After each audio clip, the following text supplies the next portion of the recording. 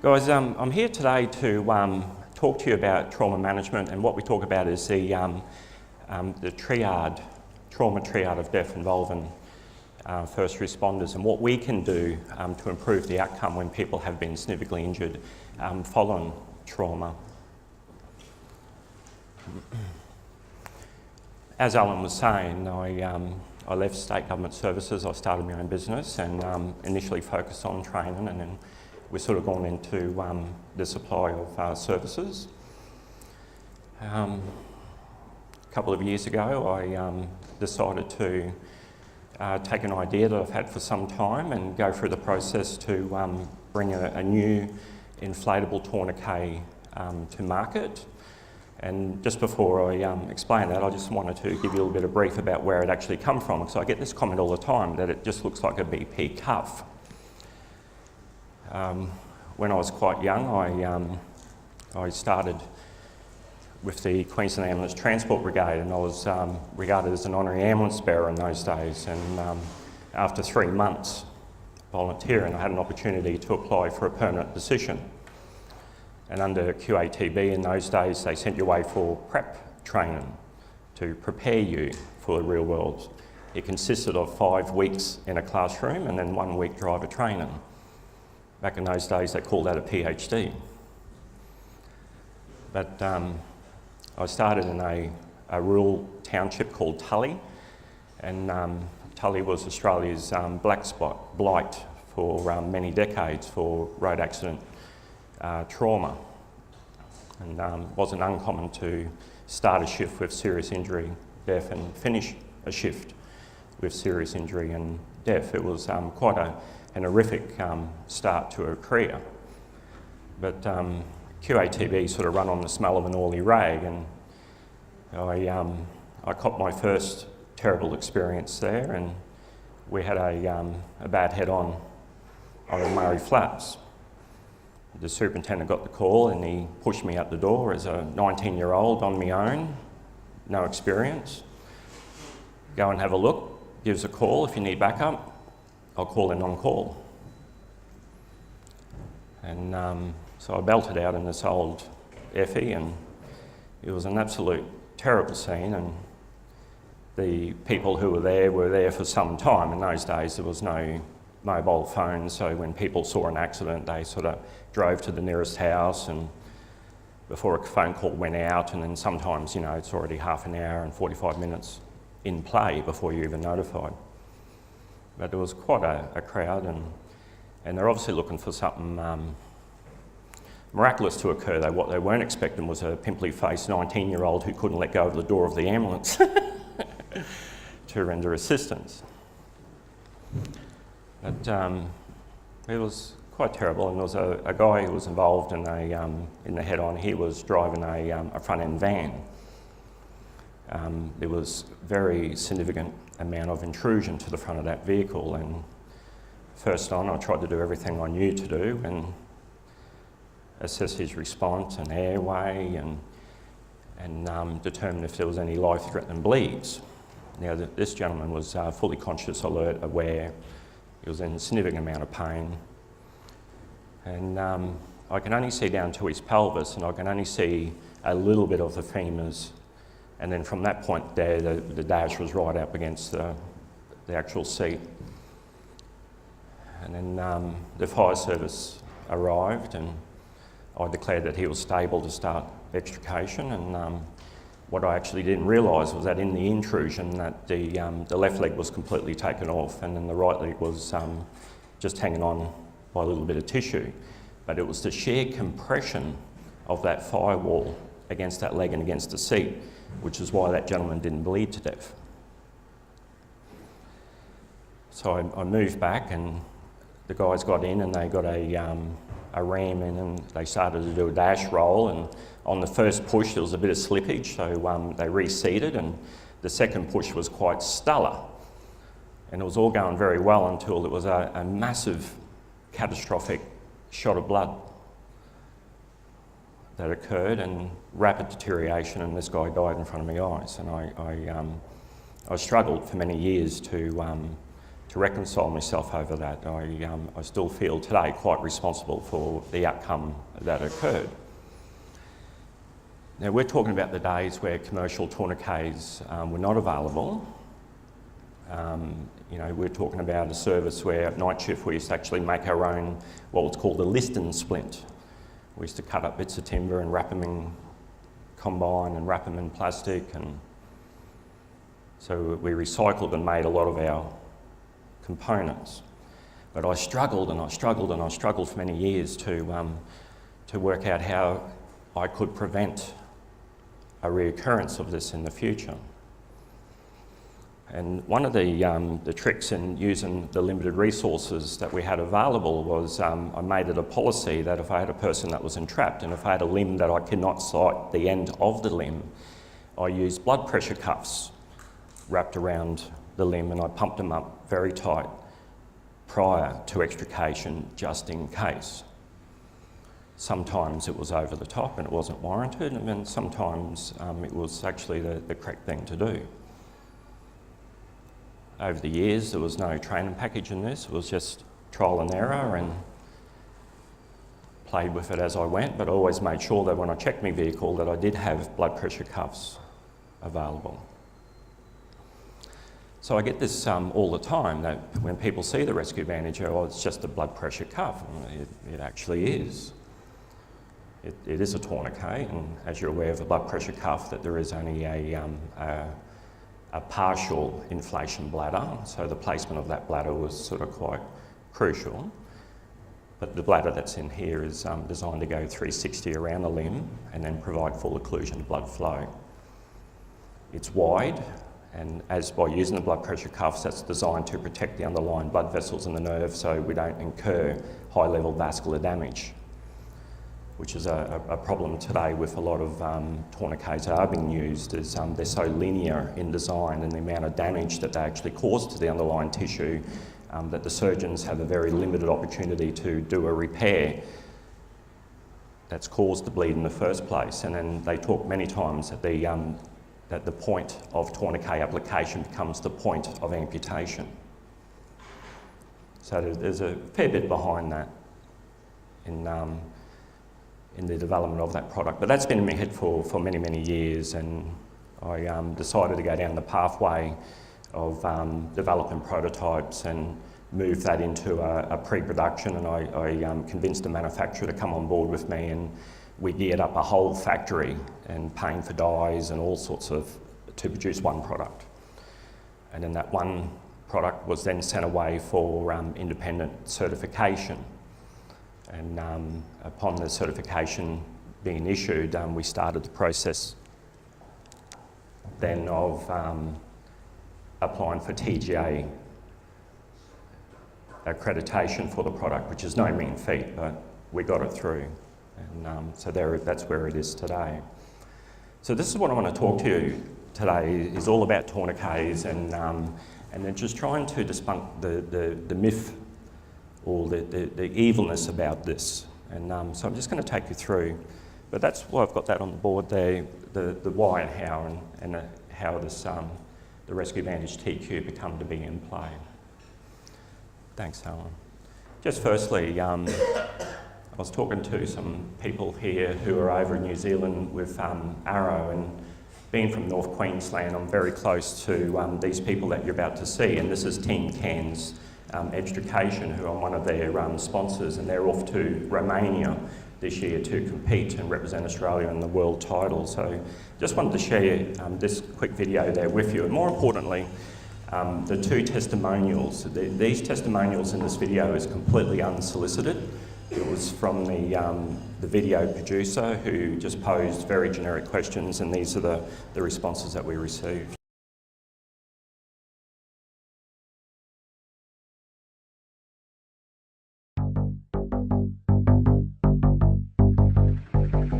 Emergency response crews face some of the most challenging and time-critical scenarios imaginable.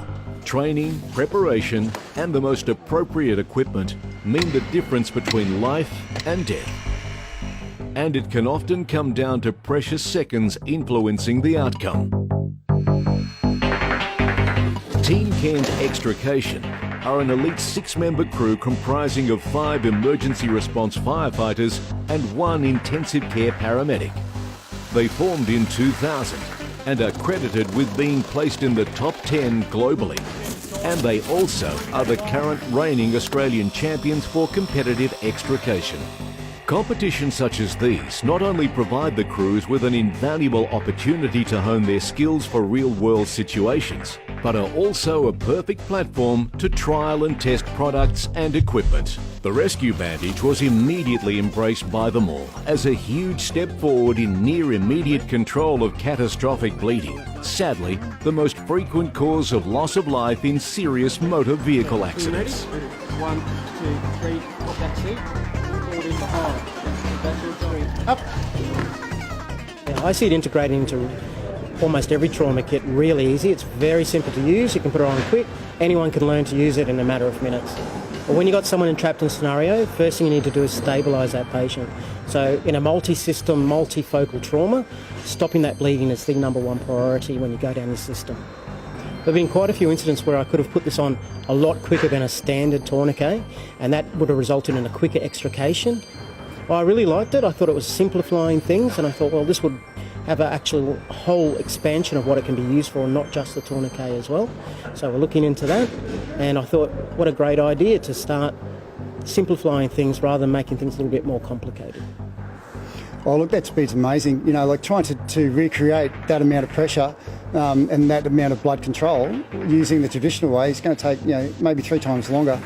I think the pressure bandage itself is an immediate thing. Anybody can be trained how to use it. It's very fast. It's a great advancement in treating trauma. Trauma is a life-threatening injury, and the advancement of saving lives, which is what it's all about. It's a great step in the right direction. I've been to an incident where there's a very large 130 kilogram person stuck in heavy machinery underneath a boulder, and that particular incident I believe could have been managed immediately by crews on site, being able to control the blood flow and potentially that casualty's life. And ultimately it could have made a difference. That casualty could be alive today. This is going to make a difference out there in the world to people's lives. To make Rescue Bandage part of your emergency response kit, follow the prompts online for immediate dispatch.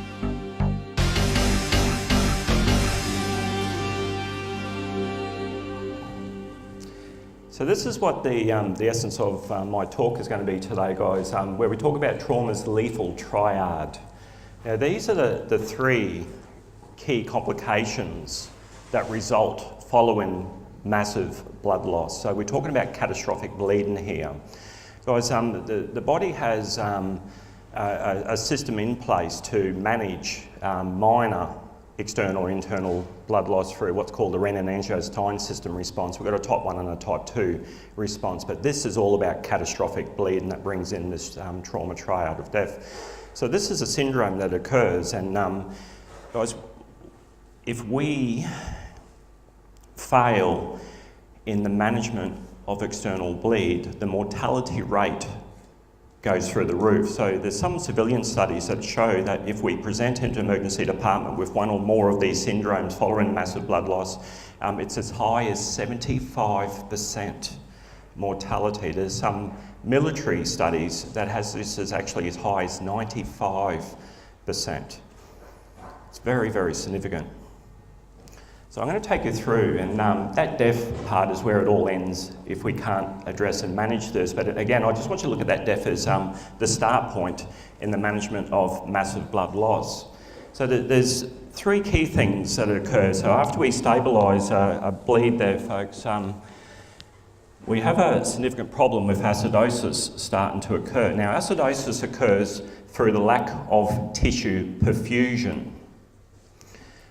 Guys, where we lose tissue perfusion, we actually have a high level of lactic acid that starts to build, which in turn lowers the pH level of the blood and in inducing a significant metabolic crisis of acidosis.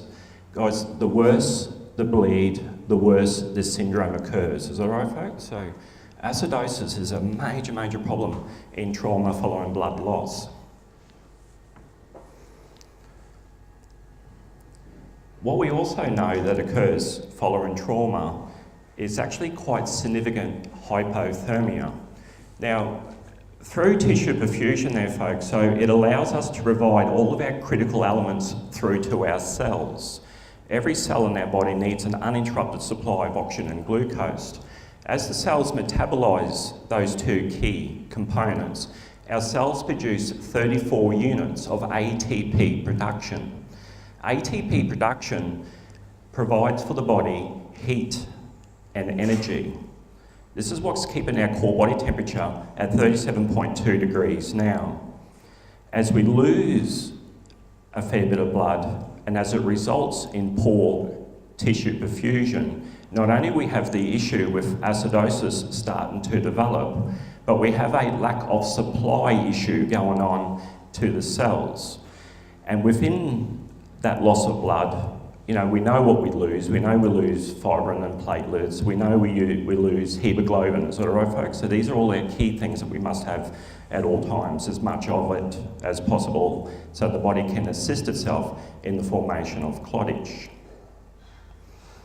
But as we lose that tissue perfusion, the cell's ability to produce ATP production is vastly reduced.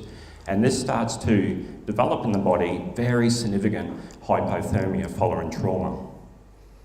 I sort of say to people sometimes, and when you're teaching first aid, you can't go into this, you know, so you talk generically about shock management, you know, and it's so hard to paint the picture that, you know, you've got people following motorbike accidents laying on bitumised road where the bitumen is just literally bubbling and blistering away, but they're still shaking like a leaf. Is that right, folks? So pelvic fractures and femur fractures, but with that loss of blood, hypothermia is actually starting to become very, very significant. When we look to try to manage hypothermia, we really need to consider, are we doing this correct? By the time we get our hands on them as ERT responders or first responders, guys, sometimes they're actually in quite an advanced state of hypothermia. A space blanket or a thermal blanket has very limited properties at this point. Is that right, folks? The body is not producing heat. Sometimes by wrapping them up in those thermal blankets, you're actually causing a refrigeration effect.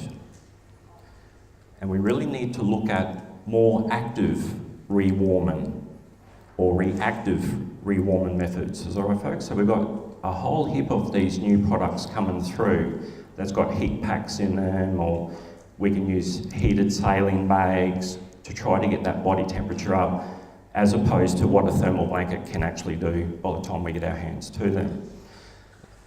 The worse the hypothermia that presents, the higher the mortality. The quicker that we can manage these patients, the better the outcome will occur.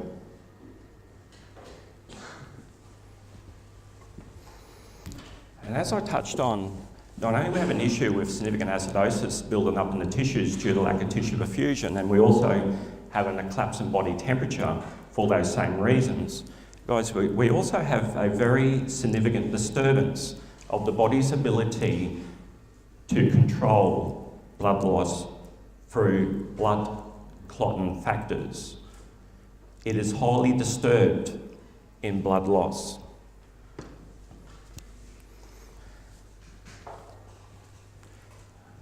We rely on platelets in our body, which is sometimes what I talk about putting zeesh in your car tyres. As we penetrate the wall of that tyre, we want that zeesh to get in there and an attempt to plug and seal that leak for us. But platelets on its own can't attract to themselves. And there's something else that's in the blood that we really, really need too, is stuff that's called fibrin, which I just want you to have the concept that it's like bits of Velcro. Is that right, folks? So as we get a leak, I need to generate a blood clot with a platelet coming in to the source of the leak, and I need that to be wrapped in Velcro to allow the next platelet to hit against it to assist the body in the formation of clottage. The more disturbance that we have, as far as the more blood loss that was allowed to occur, the higher these issues are. Is that all right, folks? We're fighting with what's left is quite insufficient to assist. we can make this much worse with intervention. But we do have some new products that's rolling out. We have a very spectacular drug called TXA that's rolling out. And I just want to say it's like the equivalency of putting pepper into a leaking radiator is how that drug will assist us in trauma management. And we also have this massive research and product being released by James Cook Uni in Townsville that has much the same properties as TXA that's been used in many parts of the world today. But the professor is in charge of creating this new drug. We'll talk about that the golden hour will blow out to the golden 4 hours. So it's quite a big advancement in the management of trauma in remote areas. It will give us a better chance of getting our traumatically injured people through to the surgeon where we need them to be. We're moving on this all the time.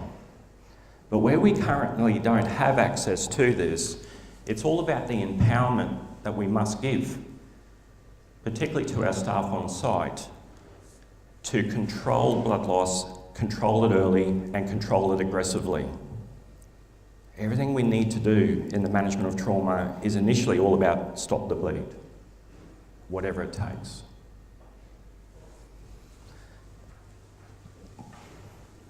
Where we make this much worse is that we start to intervene in trauma patients and we start to give crystalloid and colloid solutions.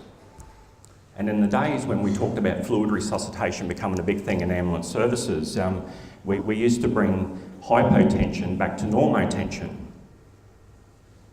We weren't happy that systolic was sitting about 80, 90. We wanted that systolic back up to that 110 and 120. So there used to be a very, very aggressive approach to push these fluids. And the problem with pushing these fluids is that they don't have any consistency of blood and they dilute what factors that we have to produce blood clots in the body. Sometimes in trauma, hypotension is normotension. We can achieve a lot with the basics. Good, solid hemorrhage control, maintaining posture, the use of oxygen. It's funny that in first aid all over these years that we lose sight of the basics.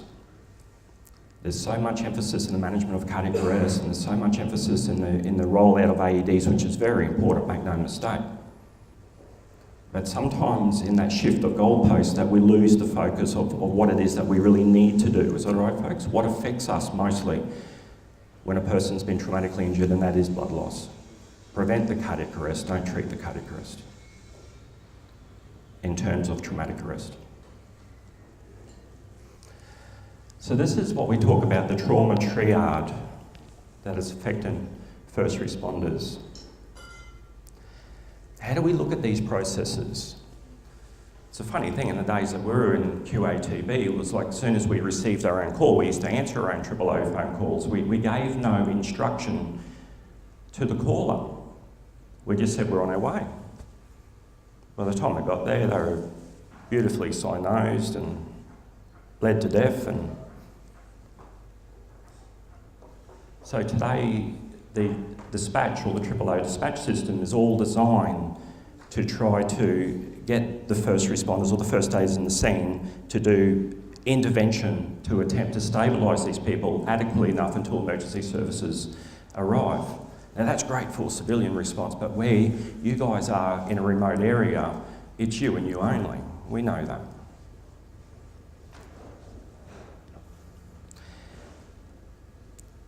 It's the knowledge and the skill that we need to give everyone on site and empower them to act before we are able to react to that incident. Give us something that we can work with to increase their chances of survival.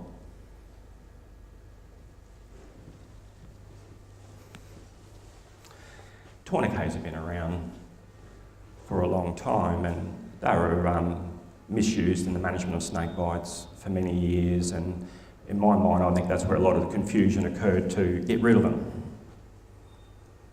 That they're no good, but they've always had a property in the management of trauma and blood loss control. Thanks. This is quite sobering, guys. 5 million people globally die each year from accidental or non-accidental trauma. It's the #1 cause of death in people under the age of 45. I put that up there, guys. It doesn't affect me. I'm 47.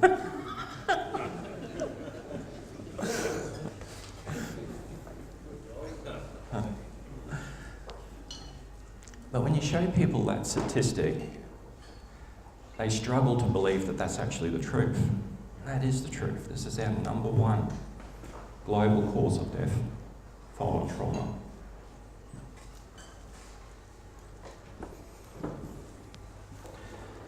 Over in the US right now, they're running a very extensive Stop the Bleed campaign, and this is all for the management of the school shootings and the warm zones and the hot zones. And there's a big program now to train law enforcement officers in the management of hemorrhage control in those zones before medical is allowed to come through. This is all starting to roll out in Australia, and I think it has quite universal and properties all the way through. Thanks, Helen. Death from massive blood loss can occur in less than 3 minutes. 3 minutes is not a lot to play with. Even at the 1 minute mark, they're so badly compromised.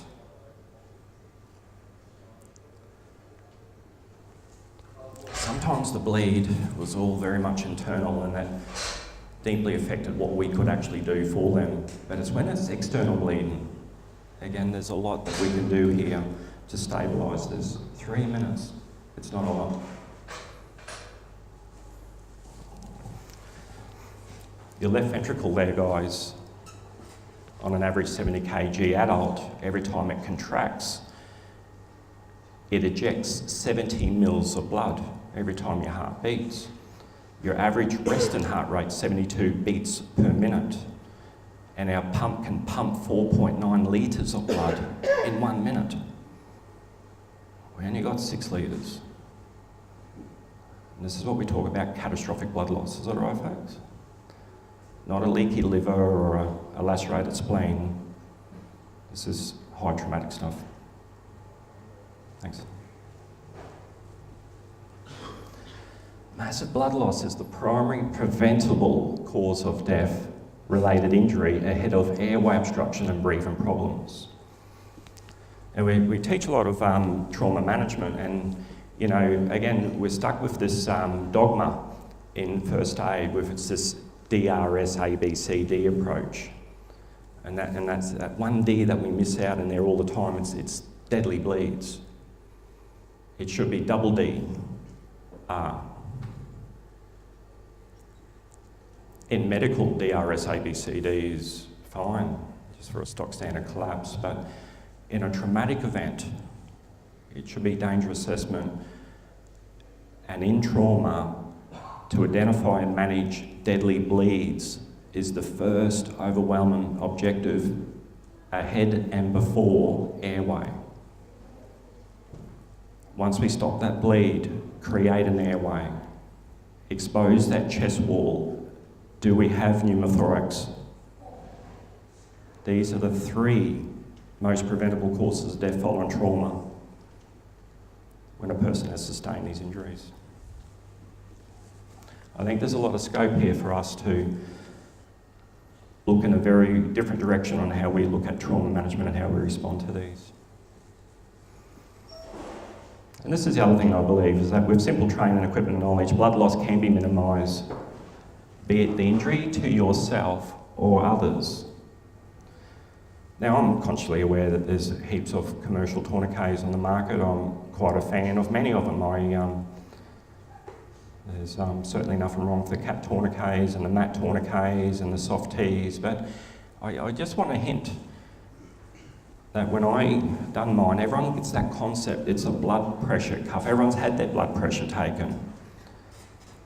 A farmer has never seen a cat tourniquet, but has seen a blood pressure cuff. He's had it done every year. And I wanted a product that I could throw into anyone's hand and they just get it. They don't need an induction program. Is that all right, folks? if you try to occlude your own blood flow with a cat, and when you need to, but when you don't need to, you'll realise what I mean. It's a very, very painful experience, where the rescue bandage is as uncomfortable as getting your blood pressure taken. There's many ambulance services that the pain from the use of a cat tourniquet is so high that they must use Schedule 8 pain relief medication in conjunction with the tourniquet being used.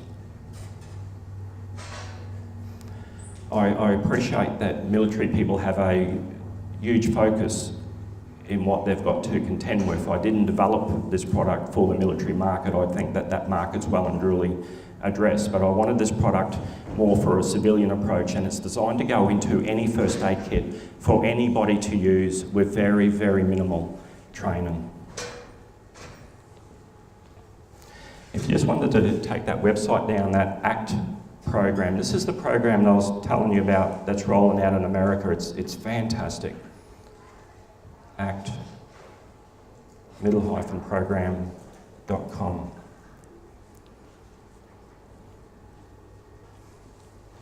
So these slides here, this is where our current ANZ core guideline lies in the management of bleed control. So it's just a bit of a step-by-step process. But when we talk about external bleeding, it's our obvious first intervention is to apply and sustain direct pressure at the site of that bleed.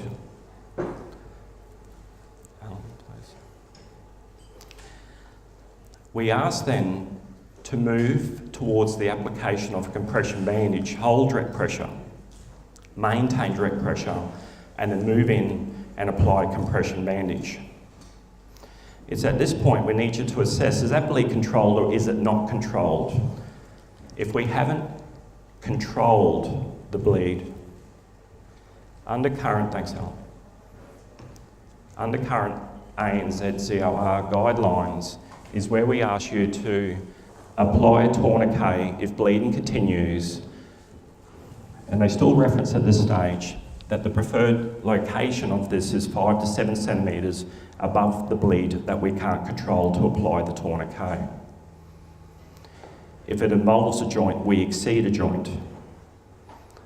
And again, people with military background, they're always taught that high and tight's always right. And in emergency services, I sort of also support that approach to the location of tourniquet.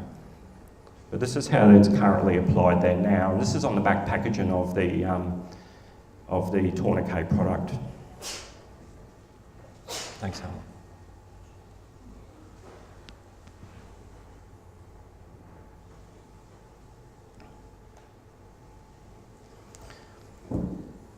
With the product, we just simply ask you to inflate the bulb until bleeding has been controlled. It's as simple as that. Now, it's a very secure system that when the Velcro straps, and we also have secondary safety straps there as well, so it doesn't get caught in the extrication process. But we also have an allocation there where we can record the time that the tourniquet was applied. In days gone past, we used to teach you to reperfuse the limb. We used to say, get the tourniquet on, every 20 minutes reperfuse, get it back on. Is that right? Where today we're saying that if you're forced to go to tourniquet, it's on and it stays on. So this is where the current guideline is. What you didn't see from me right now is the current draft guidelines that are about to be released by the Australian Resuscitation Council. And I just want you to take a moment to look at this flowchart, because this is the most aggressive bleed control policy that has been released in the last 30 years. You see that there's a number of pathways. It all starts with external bleeding. We ask to identify, is that external bleeding, is it life-threatening? If the answer is yes, to apply direct pressure and then send for help. Are they bleeding from the limb? If the answer is no, they want to apply hemostatic dressing. So these are people with abdominals, head, where we can't locate tourniquets, obviously. So the release of hemostatic agents in Australia, which has been approved by TGA, which has been successfully used in America for the last few years now, is about to be a major feature in first aid trauma management in Australia.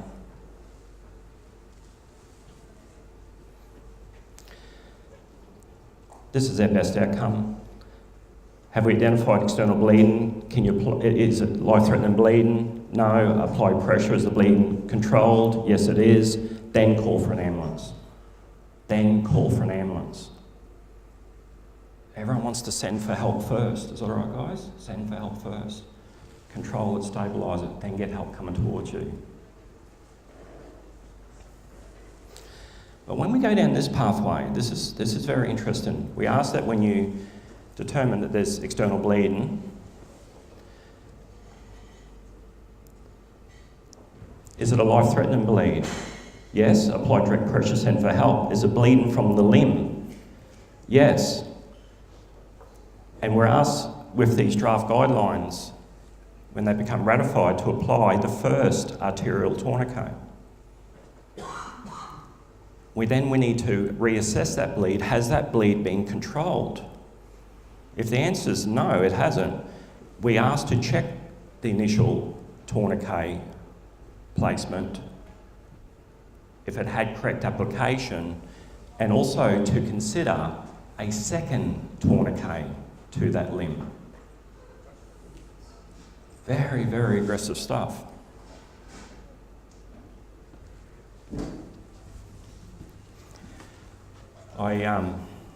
Being in North Queensland, I was at Orpheus Island doing training for James Cook Uni, and it was the day that guy Glenn got hit with a shark on Hinchinbrook Island. That was on 60 Minutes, and so as soon as we got out of the water, we were actually doing water-based tourniquet training, and we got out and we had lunch, and then there was this news flash coming through that there was a near-fatal shark attack on the very next island to where we were, so I decided to abort activities for the day. However, it was very pleasing, the outcome of what happened to Glenn, and I just give you a quick recap that he was fortunate enough to have a US, ex-US Navy Marine who was actually one of the people who was spearfishing with. So there was 3 on the boat, and they were at a place called Eva Rock, and Eva Rock always had a resident bull shark, real big guy. Now they've been in the water for some time, they got a few shots away and there was a bit of blood in the water, so I dare say that's what excited the shark.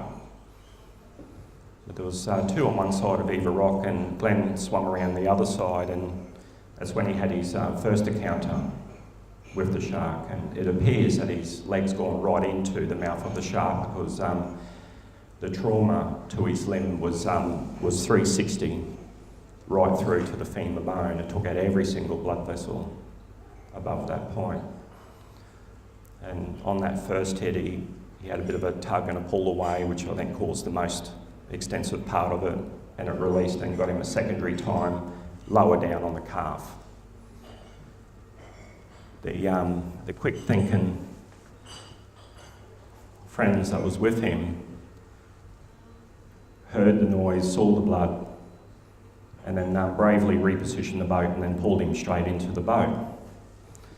Now he made an improvised tourniquet. He used a weight belt, and then he dropped the weights off it, and he did a loose wrap above the bleed, and it was loose enough so he could get a windlass in there, and then he started to torque it up.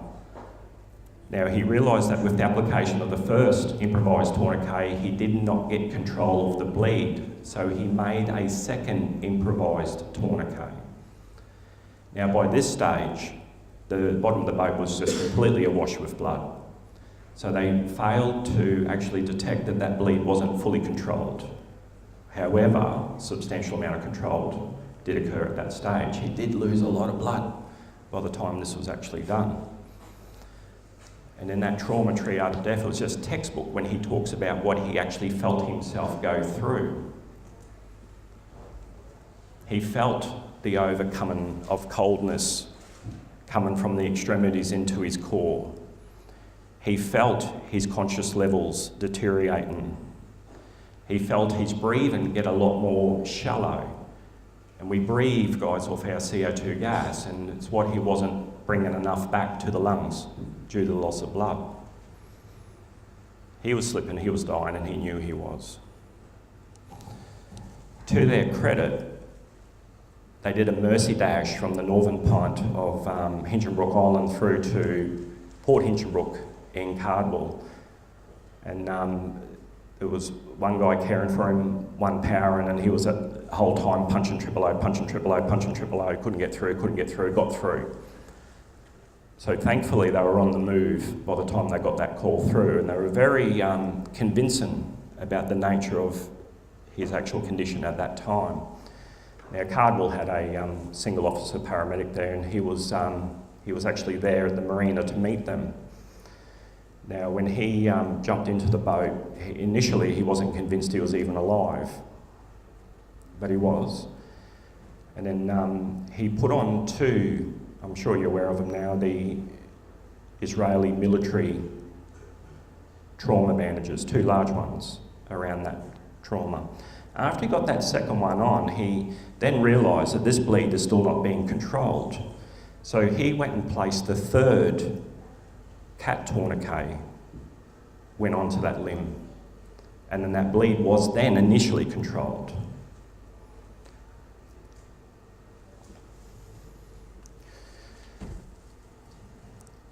He got a rescue chopper to be brought down, and then with the rescue chopper, and then they started a level of fluid replacement, and there was blood that was being used.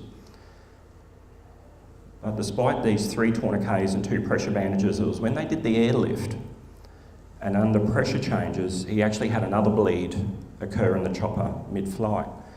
So the 4th and final tourniquet was used on that leg before his bleeding was controlled. 4 tourniquets and 2 military grade.